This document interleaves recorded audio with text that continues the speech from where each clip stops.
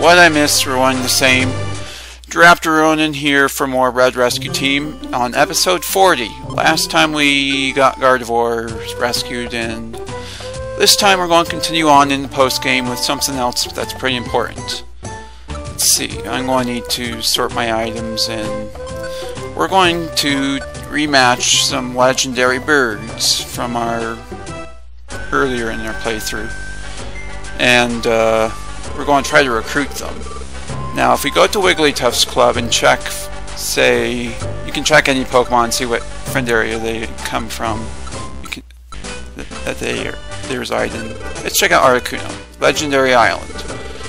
You cannot buy it, but you will get it automatically upon recruiting the legendary bird. So let's go get them.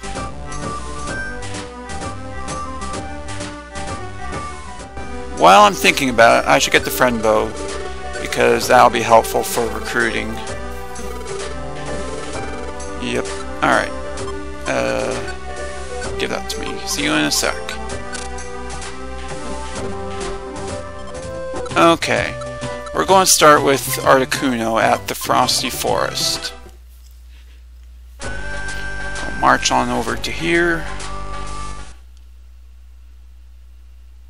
And I guess while we go through the dungeon, I'm going to go over something that I mentioned a little while earlier about my top 10 favorite Pokemon list.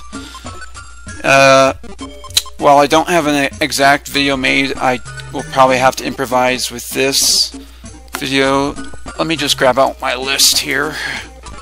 I made this list a while back, like back when I was in high school, about where my top 10 favorite Pokemon, but it's pretty relative to today still.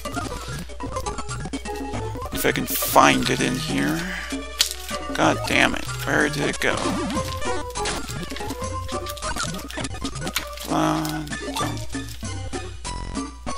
Okay, it's all the way back here. Alright, let's start with number 10, Mienshao. Now, Mienshao I love because conceptually it's a mink, which is like a weasel or ferret, but sleeker, and it's basically a whip-fighting kung fu ferret.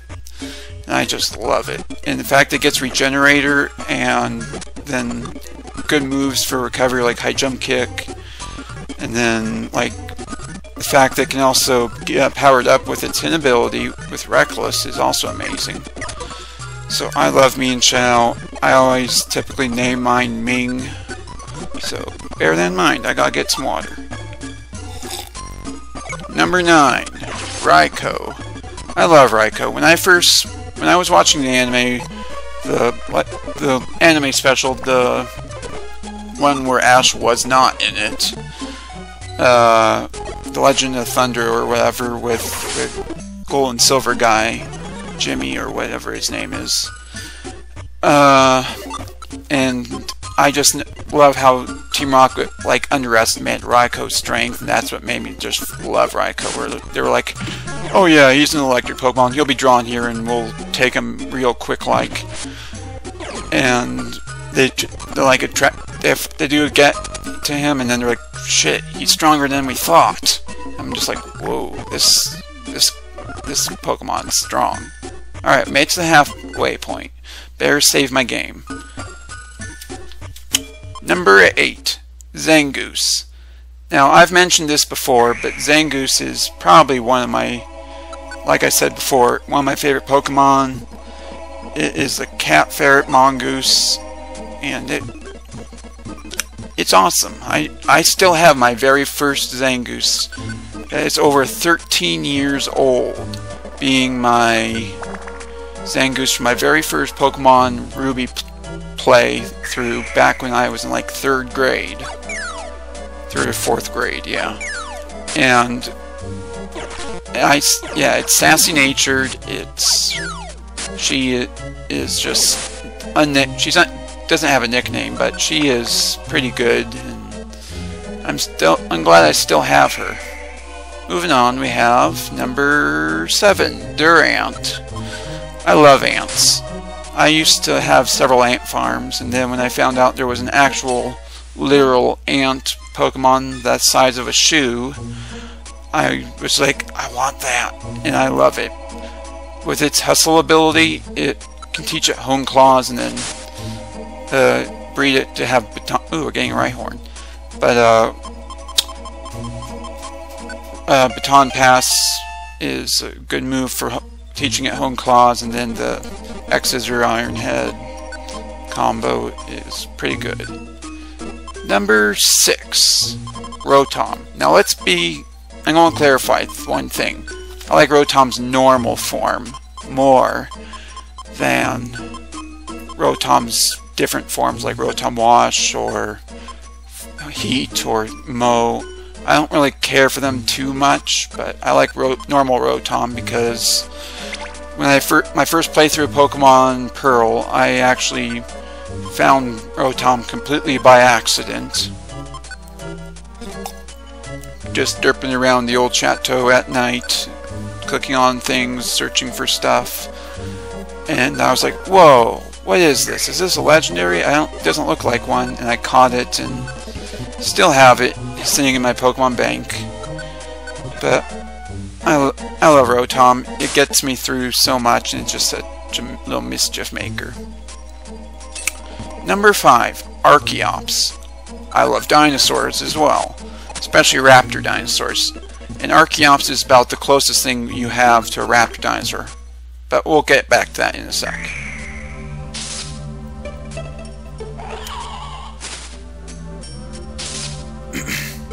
Your arrival in this frozen forest only means one thing. You mean to challenge me. I am Articuno, the Warder of Ice. Those that enter the forest, I shall destroy with all my might. No matter who it may be.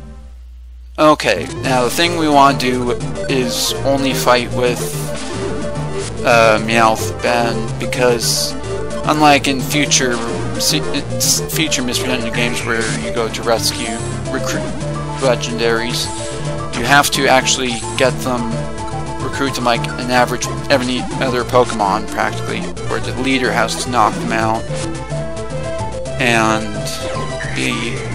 have a level. Oh crap, we're really losing our Reviver Seeds. Okay, and we're frozen. Break free. Oh god, it's got agility. Okay, slash. And we failed. Reset.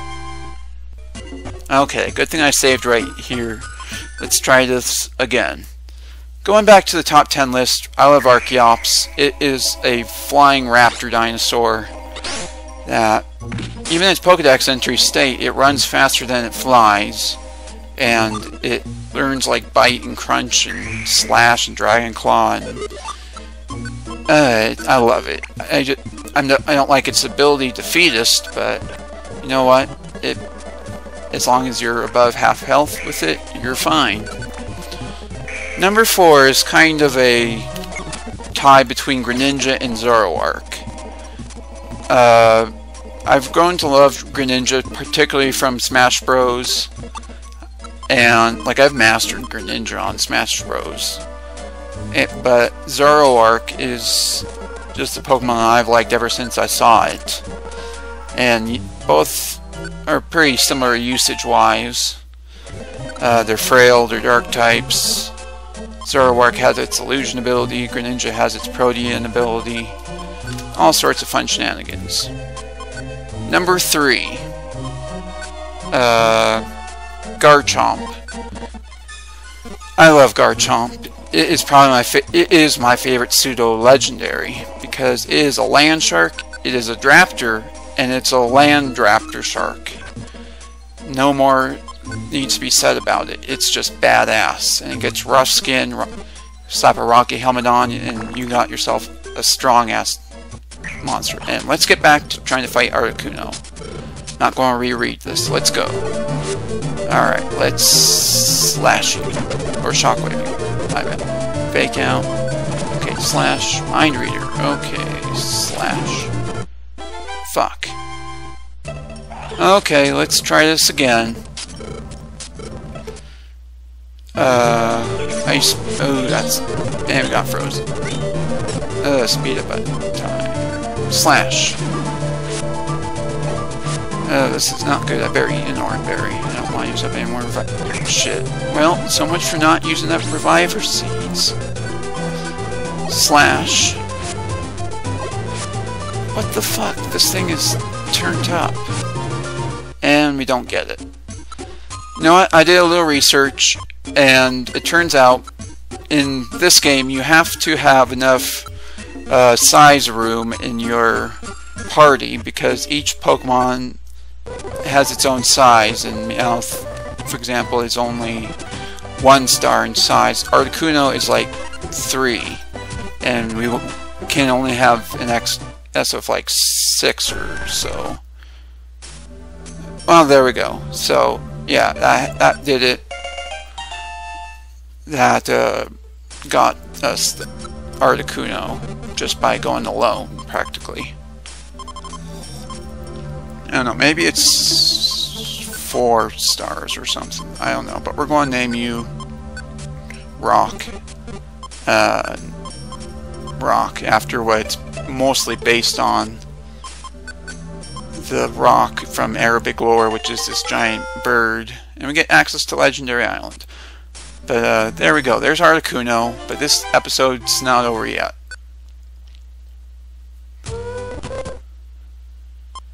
Better save my game though, just to be safe. Okay, on to Mount Thunder. But yeah, Gabite, Garchomp, I love them. Love them so much. Number 2, Sneasel.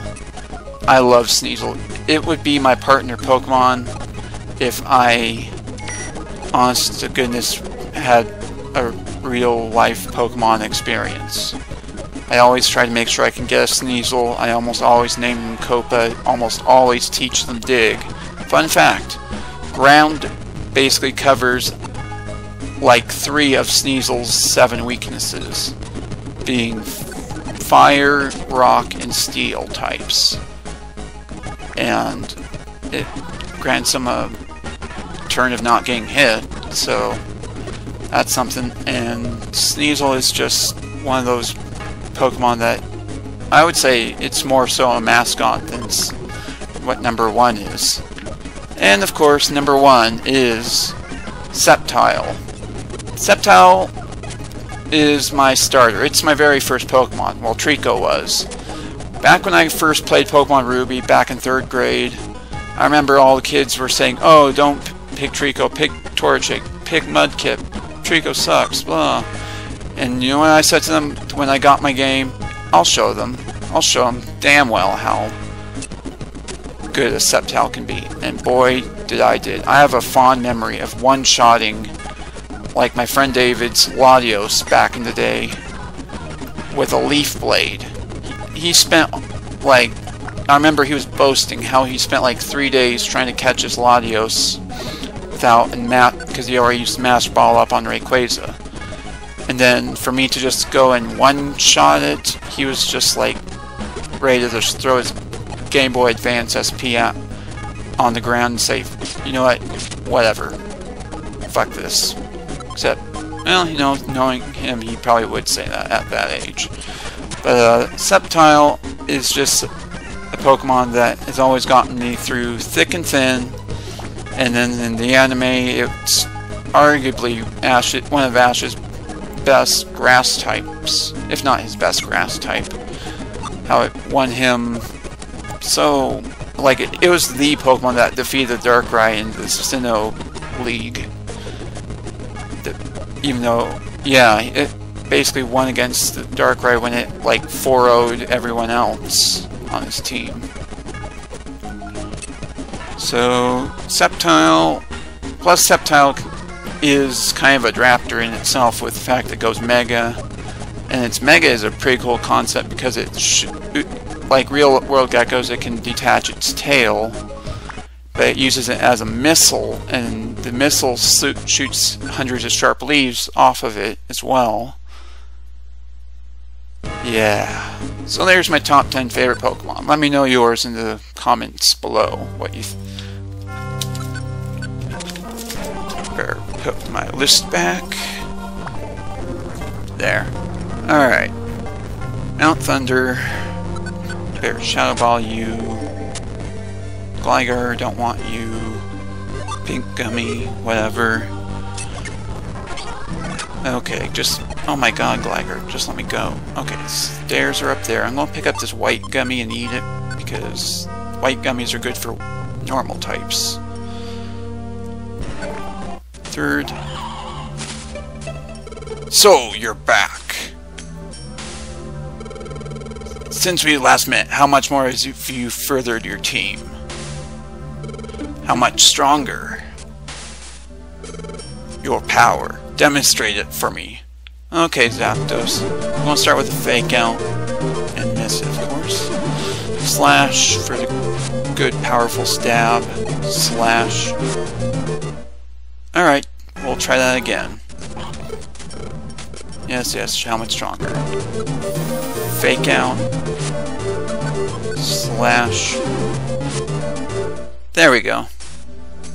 We shall name you kind of a fun name. I like to name my Zapdos. I like to call him Two Shock. Get it? Because he's like a bird. He's like Zapdos, meaning two, and then Zap like shock. Huh. And then there's the rapper Two Shock. Tupac, my bad. So I have Two Shock. I hope someone gets it.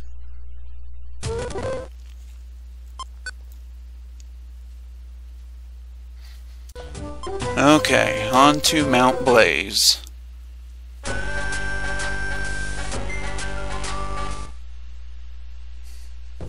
Alright, might as well speed things up some more.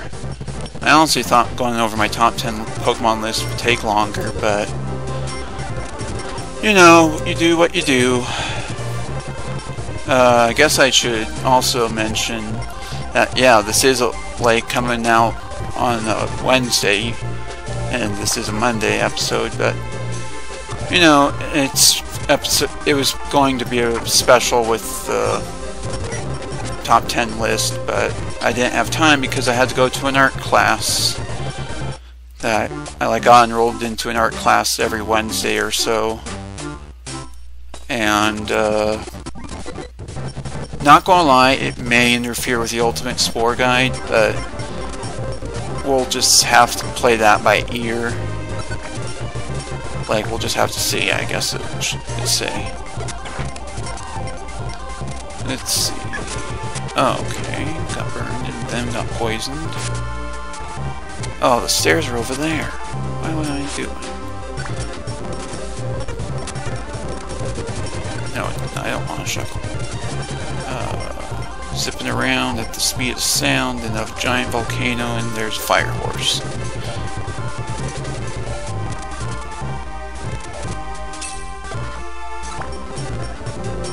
I'll avoid you, and go to you. Avoid you, pick up that. That just loops me around. That also loops me around. Go down to here. Go and pick up. Do I need any of this stuff? Let's leave this link box. Go to here. Go fight this guy.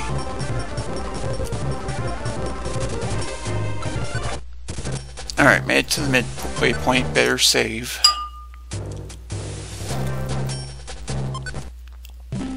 Okay, Arcanine. Let's just leave you alone. I said leave me alone, Arcanine. Okay, looks like you need a shockwave. Okay, red gummy, you know what, I'm just gonna leave you.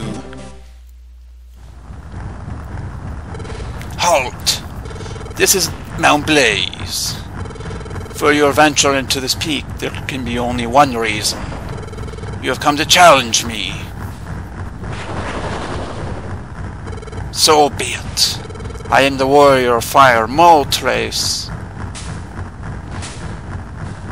Have you what it takes to defeat me when I'm holding nothing back? Show me! I hope I did the voice right from last time. It's been a while. Okay, then slash you again. Let's slash you again, because slash is probably... Okay, endure. Well, you know what? We're going to stall this out by walking down here until his endure wears off. There we go. Oh, wrong button. Okay, slash you. Okay, we'll try this again. Well, this is Mount Blaze, whatever. So be it, fight me. Fight me, bro. Ooh, not like that. Not like that. Okay, he cringed. So we got a free turn to slash you. Okay, let's try this again. There we go. Okay, I don't know what to name you, but we'll figure something out. Maybe just a very generic nickname. I don't know. Let's just name him KFC. Kentucky Fried Chicken. Alright. Well, I would call this an episode, but there's one more thing we need to do. Save our game, of course, but we come down here and go over to the Pokemon Square. We need to talk to a certain NPC, being Alakazam. He's not in his usual spawn. He is instead up here. I've heard of a weather anomaly afflicting a certain area, certain sea. They say a whirlpool stretches from the sea to sky in a colossal tornado. It is said to be near the legendary island Friend area. It hasn't caused any damage so far as I know, but it does concern me. The legendary island belongs to your team. Will you go travel to the island and observe what has taken place? Yes. Ah, good. Accept the job. I hope for the best from your team. That is right. Let's go to the legendary island.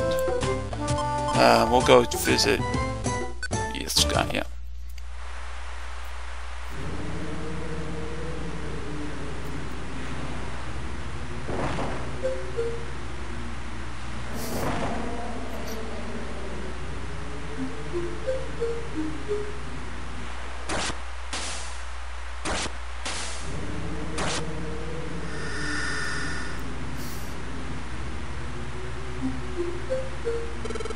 Fire, ice, and electricity. Risen when the merges that powers merge as one. The Guardian of the Sea is said to arise. Our arrival at Legendary Island. The three of us caused an sea guardian to awaken. Is what caused the whirlpools to grow into tornadoes. I fear the Vortex Stone. Bearing it, you will gain passage through the sea's tornadoes. It'll lead you to a place called the Silver Trench. You will find the Guardian of the Sea. Now go! The Guardian of the Sea awaits you. We will take this Vortex Stone and we will explore that next time. Thank you so much for watching. See you all in the next episode. Goodbye.